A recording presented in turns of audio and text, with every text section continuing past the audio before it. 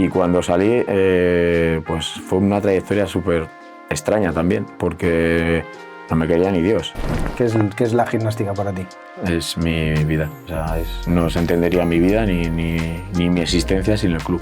Cada satisfacción que te da el fútbol te compensa por 10 disgustos. Esa es la media que aplico más o menos, sí. No, y que al final el mensaje es: en el mundo del fútbol hay personas.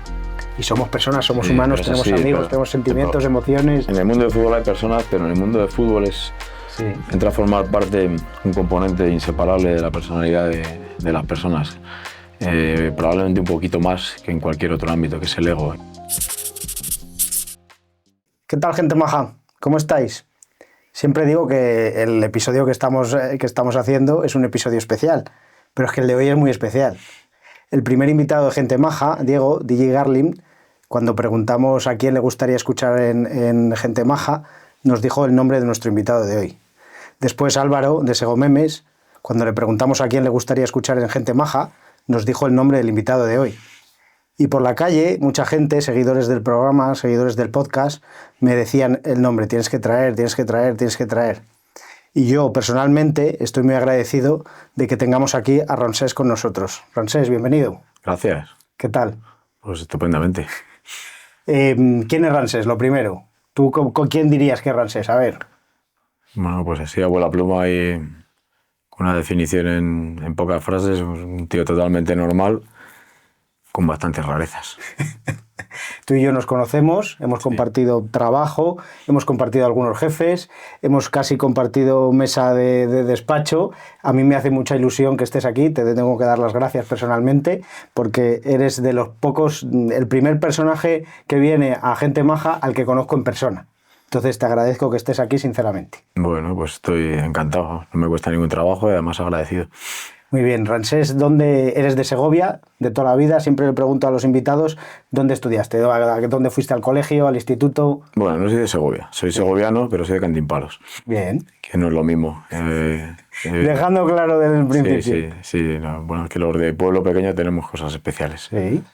Y nací en Segovia, en el Hospital de la Misericordia en su momento, y me crié en Cantimpalos. Hasta los 14 años no tuve un contacto más o menos directo, aunque mis abuelos vivían aquí en Segovia con la capital, que me vine al Giner de los Ríos, pero toda la EGB en su momento la hice en el colegio, por aquel entonces llamado Antonio Machado, en Cantimpalos, con una infancia súper feliz y me lo pasé muy bien, sí, los recuerdos son fantásticos. Qué envidia. A mí, cuando me habláis de los pueblos y tal, yo tengo la experiencia de los pueblos de verano, de la bici, del fútbol, de la piscina, ya lo he contado más veces, pero vivir en el pueblo toda la infancia, eso tiene que ser una maravilla. Sí, lo es. Desde luego en mi caso sí lo era. Además éramos una generación súper numerosa, tanto los del 76, que es el año en que nací yo, como los anteriores y posteriores. Había muchísimos niños en el pueblo y bueno, yo recuerdo la infancia con momentos pues muy divertidos y siempre en positivo, la verdad. Mis padres pues me lo hicieron pasar muy bien y tuve una crianza pues inmejorable, diría yo, y ahí en el pueblo pues es que había rachas y momentos para todo. Te lo pasaba súper bien. En el colegio pues el clima era pues muy bueno también, entonces al final pues recuerdo pues las épocas como, bueno, esta es la época de jugar al béisbol, la de las chapas, la de las canicas, la de jugar, bueno, jugábamos a todo. Y lo bueno que tengo es que mantengo los amigos de la infancia y la peña allí, y para mí cada vez que voy o que bajo a Cantimpalos a comer, a cenar o a quedar con ellos, es un soplo de aire fresco brutal. Hombre, qué maravilla. ¿Y el cambio al instituto, a Segovia, fue mucho cambio? Sí fue porque justo era el momento del cambio cuando en Carbonero Mayor hicieron un instituto y yo pertenezco a la última generación que en lugar de ir a Carbonero se venía a Segovia. Bien, es cierto que mi hermana ya había estudiado en Segovia, tiene 2 años más que yo. Ajá. Y nos correspondía al Giner de los Ríos, pero recuerdo aquel día pues perfectamente, porque bueno, no conocía a nadie, claro. A nadie. Además era el único chico del pueblo que venía de esa generación al Giner de los Ríos, y claro, llegas ahí, no conoces a nadie y con 14 años, encima era un mico, fui de desarrollo tardío a nivel físico y era pequeñísimo y me senté y lo que es la vida, porque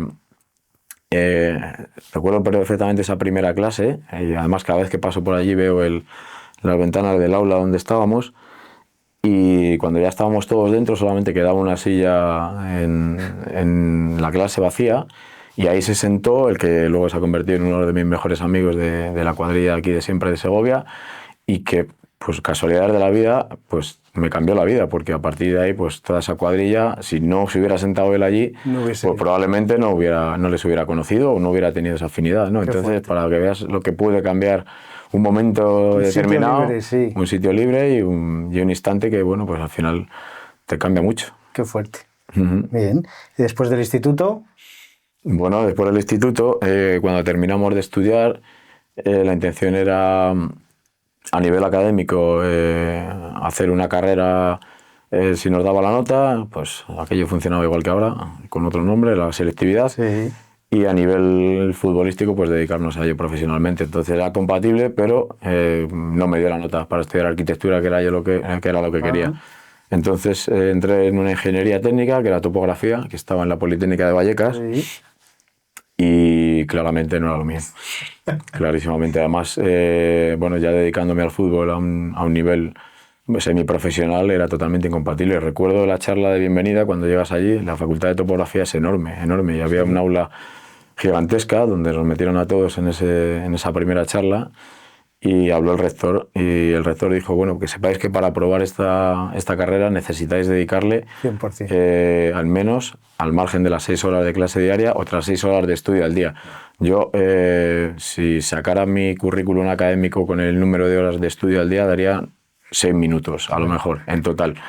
Y cierto es que hacían falta las 6 horas. Entonces, estuve allí 2 años y medio, y dejé la carrera. Realmente fue un proceso bastante traumático porque estuve 2 años, ya sabéis que, bueno, no sé si ahora sigue igual, que te exigían un número de créditos a aprobar o te echaban. Sí. Y yo llevaba, pues de esto que iba diciendo, voy con lo justo como siempre, vamos a ir con el gancho. Y el tercer año fue un año duro porque cuando tenía que hacer los exámenes de septiembre en su momento, que no sé si eran en julio, ya no me acuerdo las fechas exactas, caí enfermo, estuve malo, todavía no me han dicho lo que tuve, estuve 12 días ingresado por un virus, algo rarísimo, que me vi para el mar, todo se ha dicho, y cuando estuve ingresado justo coincidió con los exámenes. Entonces tuve que presentar una documentación para solicitar el año de gracia que llamaban, porque tal, el jefe de estudios me dijo, tranquilo, se llamaba Olmedo, este señor. No se me olvida el nombre, dice, tranquilo, que es imposible que no te den un año con unas circunstancias como las que tú has tenido.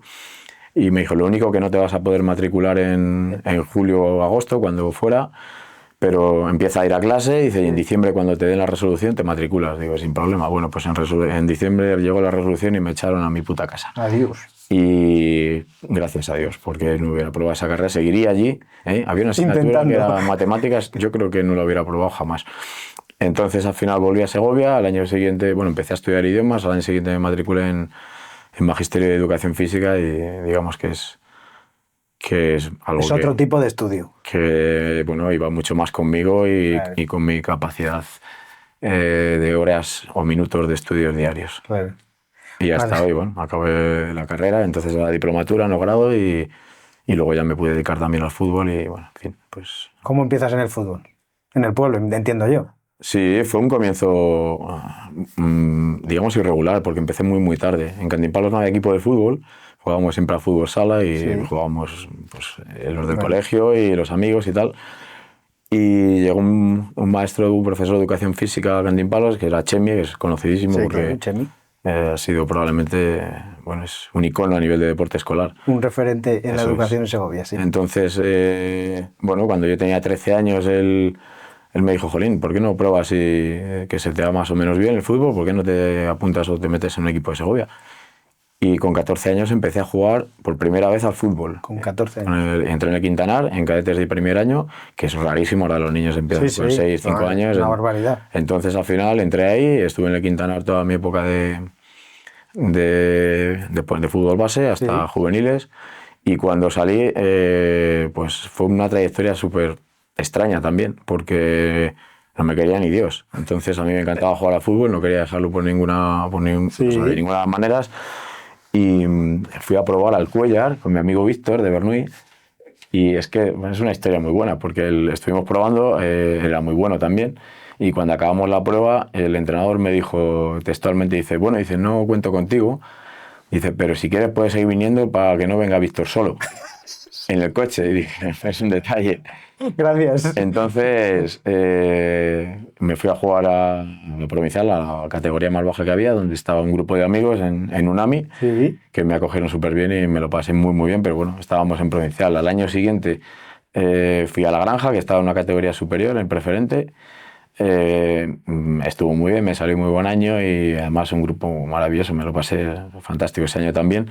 Y al año siguiente pasó una de esas cosas que en la gimnástica históricamente han venido pasando, que es que había muy poco dinero, se pretendía hacer un equipo con mucha gente de fuera, normalmente de Madrid, de Castilla y León, y ese año había, digamos que había como dinero para fichar a 10, 11 jugadores. El resto hicieron una especie de convocatoria para futbolistas de Segovia, que estábamos en edad de 18, 20 años, Sí. y fuimos allí un montón, tropecientos. Entonces ahí cambió mi vida, porque empecé a entrenar, había un entrenador que era grande, se llama Mezquita, me salió muy bien la pretemporada y al final pues ahí empezó a escribirse la historia. Me acuerdo debutar con 19 años que tendría, de capitán, porque era el único segoviano en el 11 titular, sí, sí. De alguna manera fue premonitorio. Qué bueno. Y desde ahí, bueno, estuve primero 3 años, luego me fui un año fuera a Getafe, volví y ya no salí, estuve 15 años. Qué bien. Sí, sí, una historia, pero sí, bueno, fue difícil porque lo más fácil probablemente después de la etapa de juveniles hubiera sido pues dedicarte a estudiar y demás, pero bueno, me acuerdo que le pregunté a mi padre, digo, papá, ¿qué hacemos con el fútbol y con los estudios tal? Y a mi padre le gusta tanto el fútbol y sabía que a mí me gustaba tanto que me dijo, haz lo que quieras, hijo. Si le llego a apretar un poco y le digo, dejo el fútbol o dejo los estudios, Sí, y igual dice, tú juega. ya habrá tiempo para estudiar. Pero sí, sí, bueno, son momentos igual que el del instituto, momentos críticos donde al final dices, pues esta decisión que tomé en ese momento, fíjate, te ha condicionado por completo. O sea, Para toda la vida. Para toda la vida, sí. He estado hasta este año, pues prácticamente 29, 30 años Vinculado. ligado a la gimnástica, bueno, prácticamente de todo. ¿Qué es la gimnástica para ti? Es mi vida, o sea, no se entendería mi vida ni mi existencia sin el club. Sin ninguna duda, de jugador fui extremadamente feliz, con momentos muy, muy malos a nivel institucional y también algunos malos como jugador, cuando me tuve que operar, estuve un año prácticamente sin jugar y son momentos duros, pero bueno, nunca hemos tirado la toalla en ese sentido. Y luego, una vez que lo dejamos y bueno, nos tocó dar un paso adelante para intentar ayudar a que el club pues, sobreviviera, Sí. pues todo ha merecido la pena. Al final han sido años siempre con la compañía de compañeros, en especial de Agus, y al final cuando en el viaje te acompaña gente que es pues, muy difícil de mejorar, pues todo se hace mucho más sencillo. Y bueno, pues con Agus, hasta este año que hemos decidido separar nuestros caminos, pues imagínate, 30 años, él jugó 16 años consecutivos, yo 15, uno menos, con ese parón de Getafe y luego en todo este trayecto, quitando un año y pico después de la pandemia que yo me fui a casa fundido y hasta que volví como entrenador, pues siempre juntos y bueno, haciendo un camino que desde luego ha merecido la pena. Joder, ya te digo, qué barbaridad. O sea, me Bueno, emociono de todo este camino. Sí, hombre, sí, son muchísimos años. Sí, sí, porque hombre, es una vida. Años, claro. Es una vida. Entonces, Claro. al final, bueno, es algo que te condiciona, ya no es una participación en un equipo de fútbol o algo pasajero, es algo que, bueno, nos ha hecho renunciar a muchas cosas, nos ha hecho, Sí. bueno, pues tomar decisiones que a veces eran casi incomprensibles, pero vamos, no me arrepiento para nada. Has renunciado a muchas, pero te ha dado muchas Muchísimas más. más. Cada satisfacción que te da el fútbol te compensa por 10 disgustos. Qué bueno. Esa es la media que aplico más o menos, sí. Qué fuerte. Sí, sí, bueno. Por ejemplo, el momento del año pasado cuando terminó el último partido y estábamos escuchando lo que pasaba en Cáceres y de repente te plantas en una categoría como Primera Ref, esos son momentos Eso, bueno. incomparables, son muy difíciles de vivir en otro tipo de vidas, ¿vale? Que cada Sí, cosa sí, tendrá sí, sí. su grado de satisfacción, pero bueno, esto a nosotros nos daba la vida. ¿En qué momento, cuando te planteas ser entrenador? ¿Qué tienes que hacer para ser entrenador? O, si eres futbolista, eres jugador, vas viendo que termina tu carrera. Pues mira, yo no tenía pensado entrenar. O sea, acaba mi carrera, terminamos en 2012, lo dejo. Y a posteriori, Agus sigue un año más jugando y yo entro ya a echar una mano, ¿vale? Porque además ya estaba trabajando en el ayuntamiento, a echar una mano en el apartado de dirección deportiva, hacer el equipo, a planificar y hacer el equipo, fichar jugadores, etcétera, etcétera, porque en ese momento no había un duro y no había nada que lo hiciera. Al año siguiente, Agus deja el fútbol y ya entra prácticamente pues a nivel presidente, gerente, de todo, con otro presidente, ¿no? Pero al final alguien tiene que hacer las cosas. Y en ese momento mi objetivo era pues, tener ese vínculo a nivel de dirección deportiva, que es muy bonito también, es planificar, al final estar dentro. Y llega un momento que fichamos para el primer equipo al entrenador a Bran García, que es un entrenador absolutamente top, y viene, que es el que asciende al equipo a Segunda División B. Y, joder, de alguna forma me empieza a picar el gusanillo, porque le veo hacer cosas que realmente dices, coño, pues igual yo también algún día tengo capacidad. Nunca me había planteado, porque el camino para convertirte en entrenador profesional es duro. Son casi 6 años entre curso, práctica. Es una barbaridad. Es una locura y muy duro. Además, el último año, que si lo haces intensivo, te vas 3 semanas, casi un mes, todos los días. Bueno, yo lo hice en Valladolid, estuve en un hotel allí más de 3 semanas, todos los días, mañana y tarde. Eso es una barbaridad, sí. Sí, o sea que hay que tener tiempo, ganas, dinero y sobre todo mucha pasión. Entonces al final hice el primero aquí en Segovia y dije, bueno, pues ya he hecho el primero, me meto en el segundo. El segundo lo hice en Madrid, en el barrio La Fortuna, en Leganés, también con sobreesfuerzo de la leche, porque era el sábado entero, domingo mañana y lunes por la tarde. Y al final, pues para eso siempre tienes que tener colaboración de tu familia y apoyo, ¿no? Entonces, ya hice el segundo y cuando salió la convocatoria para el tercero, me acuerdo que mi jefa Marian la dije, si soy capaz de apañar el trabajo para irme 3 semanas, ¿cómo lo ves? Me dijo, a lo que tengas que hacer. Entonces, pues también se lo tengo que agradecer a ella, claro. Y cogí esas 3 semanas para irme a Valladolid, lo terminamos, salió bien. Y lo primero que hice fue estar de segundo con otro entrenador top, que era Manu González. Estuvo aquí 4 años.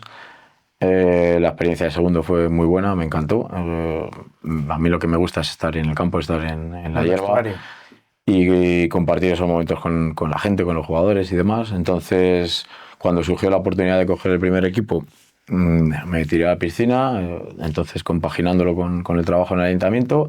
Pero cuando terminó esa temporada hubo que tomar una decisión y tiré por la calle del medio. O sea, lo que me pedía el cuerpo era entrenar y bueno, pues cambiamos el tercio por completo y nos dedicamos a eso. Y así he estado 3 temporadas hasta hoy. Lo primero que hiciste cuando pasaste de segundo entrenador a primer entrenador fue dar las gracias al entrenador que estaba sustituyendo. Sí, hombre, además que tengo muy buena amistad con él. Y sí que, aparte de eso, fíjate, algo que creo que era todavía más... de reconocer su trabajo, sobre todo porque es un entrenador como la Copa Pampino. Lo que pasa, bueno, que en ese momento pues se tomó la decisión de buscar intentar reactivar al equipo de otra manera y se cambió. Pero me acuerdo perfectamente cuando jugamos el play-out que nos mantuvo en la categoría en Elda, que fue un partido agónico y un calor, casi 40 grados, horroroso. Una experiencia dura. Pues acabó el partido, el primero que llamé fue a él, porque él verdaderamente fue un trabajo de grupo, no fue un trabajo mío de decir, bueno, ha llegado el héroe que ha salvado. No, mira, de los 40 y pico puntos que sacamos, pues 2 tercios eran suyos. Entonces, al final, aparte de tener la amistad que tengo con él, el trabajo fue fantástico y sí, porque es un fenómeno, es un tío majísimo y un entrenador como la Copa Pampino. Pues yo lo escuché en la radio el día que la rueda de prensa. Y los periodistas les llamaba la atención que tus primeras palabras fueran de agradecimiento, que nunca lo habían vivido, que no lo habían visto ni en primera, ni en grandes entrenadores, ni en tal, ni en la gimnástica. Entonces, a mí me llamó la atención y por eso lo recuerdo y lo saco ahora. Bueno, al final, en ese sentido, también forma parte de la personalidad de cada uno, ¿no? Tiendo a ser muy agradecido con la gente que se porta bien conmigo y bueno, de mucho refuerzo también. Y que al final el mensaje es: en el mundo del fútbol hay personas. Y somos personas, somos humanos, tenemos amigos, tenemos sentimientos, emociones. En el mundo del fútbol hay personas, pero en el mundo del fútbol entra a formar parte un componente inseparable de la personalidad de las personas. Probablemente un poquito más que en cualquier otro ámbito, que es el ego. Y el ego es el peor enemigo del futbolista y de la gente del fútbol y probablemente de todo el mundo, ¿no? Y yo, que soy el antiego, porque tengo muy poquito ego, esa es la realidad, ¿no? huyo del halago y no tengo ningún problema con reconocer sobre todo a los que tienes al lado y a gente que merece la pena. A mí no me hace falta que me digan que soy muy guapo, muy alto o muy bueno, es que me da exactamente igual. Muy bien. ¿Qué prefieres, ser entrenador o jugador?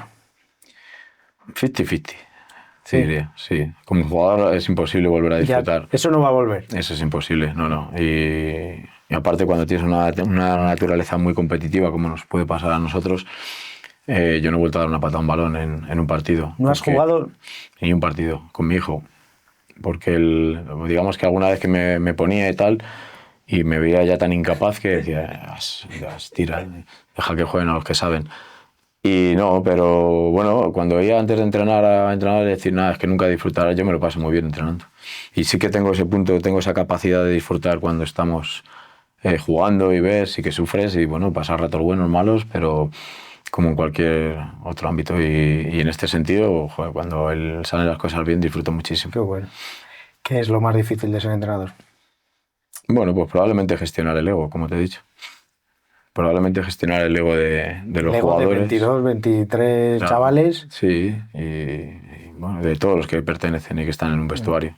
Al final, bueno, el fútbol y probablemente todos los deportes colectivos son eso, son colectivos, sabes que dependes del grupo, pero luego, bueno, tenemos tendencia a cada uno mirarse su propio ombligo y como no gestiones bien eso, pues es imposible que te vaya bien.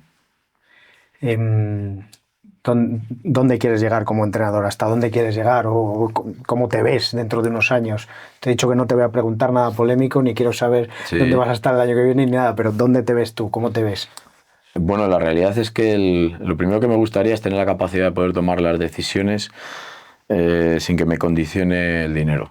Eso es importante, porque al final, obviamente, necesitamos sobrevivir Sí. y te tienes que ganar la vida. Pero desde luego no es ese mi objetivo, ¿no? Ni ganar mucho dinero, ni hacerme millonario, ni progresar. O sea, mi objetivo siempre va a ser el mismo, intentar dirigir equipos y que tenga la suerte de que me ofrezcan proyectos que a mí me motiven, sea en una categoría u otra, e independientemente del tipo de contrato que puedas tener, ¿vale? Pues dices, joder, ¿te gustaría llegar a la primera y te gustaría llegar al fútbol profesional? Bueno, si lo que hay en esa primera o en ese fútbol profesional para mí es motivante, pues claro, o sea, al final, Ajá. bueno, hay que ser ambicioso y yo lo soy. O sea, no puedes pretender dirigir un grupo que está obligado, destinado a ganar sin ser ambicioso. Al final, todo va unido. Pero en este sentido sí que tengo claro que mi objetivo siempre va a poner la felicidad mía y de los míos por encima de la ambición de llegar más arriba o de ganar más dinero. Eso no es fácil escucharlo. Bueno, porque tengo muchísimo dinero. No es verdad. No, no, no. A ver, el momento del abismo de decir, dejo mi trabajo, que es relativamente cómodo, Sí. me gusta y tal, en el ayuntamiento como coordinador del IMD, a decir, me voy a dedicar 100% a esto. ¿Cómo fue? Bueno, no fue sencillo. Al final llevaba 13 años y medio en el ayuntamiento, es una auténtica barbaridad. Yo entré para 2 años y medio y luego tuve la suerte pues, que me ofrecían continuar legislatura tras legislatura y era muy feliz. Es un trabajo muy exigente y sobre todo si te lo tomas como creo que hay que tomárselo bueno, pues con ese ímpetu que necesita el servicio público para que las cosas sean provechosas, ¿no? Sí. A la gente y a la ciudad. Pero es un trabajo precioso, así yo disfrutaba muchísimo, pero absolutamente incompatible con entrenar al nivel que estábamos.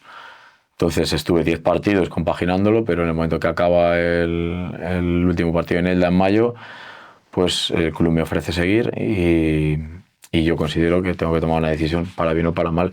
No me costó ni un minuto. Sí, aparte de mis compañeros en el ayuntamiento más allegados sabían que iba a tomar la decisión que tomé y que al final, pues mira, pues igual que te lo decía antes, al final no dependió para nada del tipo de contrato que iba a tener, sino de lo que me pedía el cuerpo en ese momento, siempre con el apoyo de la familia y bueno, pues los 3 años que he estado, las 3 temporadas que he estado desde ese momento, la verdad es que han sido magníficas, entonces no me arrepiento para nada. Qué bueno. Qué bueno, joder, yo pensaba cuando anunciaste que dejabas uno, a mí me pilló dentro del ayuntamiento, claro. Entonces había compañeros, gente que decía, este tío está loco, ¿cómo se va a ir a entrenar? Y yo decía, pero si es lo que quiere, o sea, vamos a ver, no, y ya está. Bueno, creo que son las decisiones lógicas las que hay que tomar, las que son destinadas a creer Claro. que te van a hacer más feliz, pero por desgracia no son las más comunes. Es verdad. Lo normal es, pues al final cuando tienes que optar entre un trabajo que te ofrece una seguridad, una garantía, es un salario determinado, por otro que te ofrece una incertidumbre máxima, como es el de entrenador de fútbol, pues lo lógico es decir, bueno, elimino la incertidumbre y voy por mi camino por aquí, que voy súper cómodo, pero cada uno tenemos nuestra forma de ver las cosas y en mi caso pues, es esta. ¿Cómo te tomas las victorias y las derrotas? ¿Eres de los que pierdes y no hay quien te hable en casa o has perdido, llegas a casa, se cierra la puerta y eres tú Ramsés en tu casa sin pensar en lo anterior? He mejorado ahí. He mejorado, sí. La madurez y la edad, los años y la experiencia ahí me ha ayudado bastante. Sí que es cierto, como jugador llevaba fatal perder y como entrenador digamos que me he metido en una especie de punto intermedio entre la euforia y el drama que me hace estar muy tranquilo en las victorias y en las derrotas. Y eso siempre lo intentamos transmitir, no yo solo, sino el cuerpo técnico también, al vestuario y a la gente que está en el camino, en el proceso, ¿no? Que al final, cuando te dejas llevar por el halago y demás, que ahora mismo, bueno, pues con las redes sociales es brutal, ¿no? Cada vez que hay una victoria, las fotos, el otro, el de la moto, el Twitter de uno diciendo qué maravilla, gracias a afición, no sé qué. Cuando pierde, lo sentimos, se acaba el mundo.